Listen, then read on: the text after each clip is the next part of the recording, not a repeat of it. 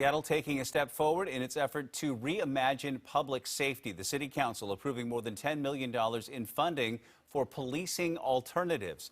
Let's bring in Brandy Cruz to talk about this. What kind of things are we talking about here? What kind of alternatives? Well, we don't know. And I think that's a part of the discussion here is the reality is that this $10.4 million has not been doled out yet. And we'll talk about the application process in a moment.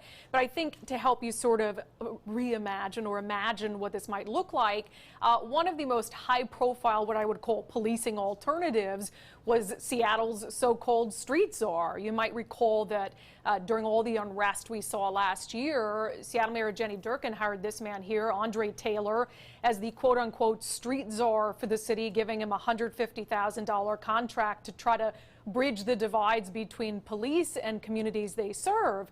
You know, something that's interesting about that contract, it was up at the end of 2020, and Mayor Durkan decided not to renew it.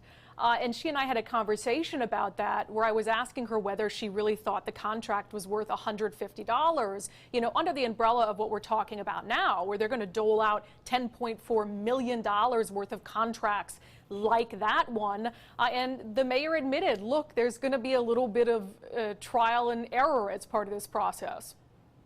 There is no human endeavor, business or government, that can't be innovative without trying some things that don't work or don't work in the way you thought they did.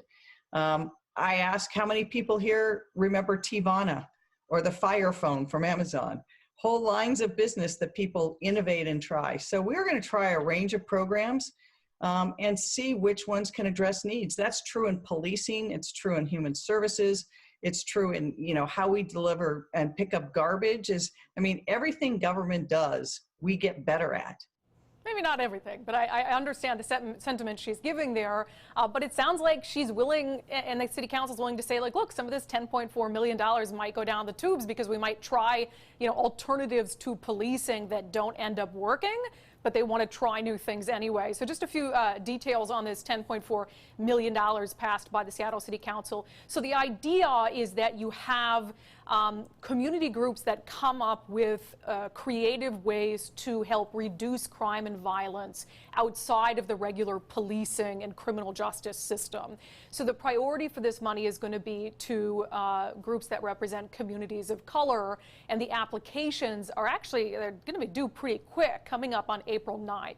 So the city will get all those applications in, proposals from folks as to what their groups want to do, how much that might cost, and then at a later date, the city would award that $10+ million. And then I guess it'll be kind of TBD to see whether any of these alternatives do end up work and do help to reduce crime in the city. Yeah, a lot of TBD in this yes. plan.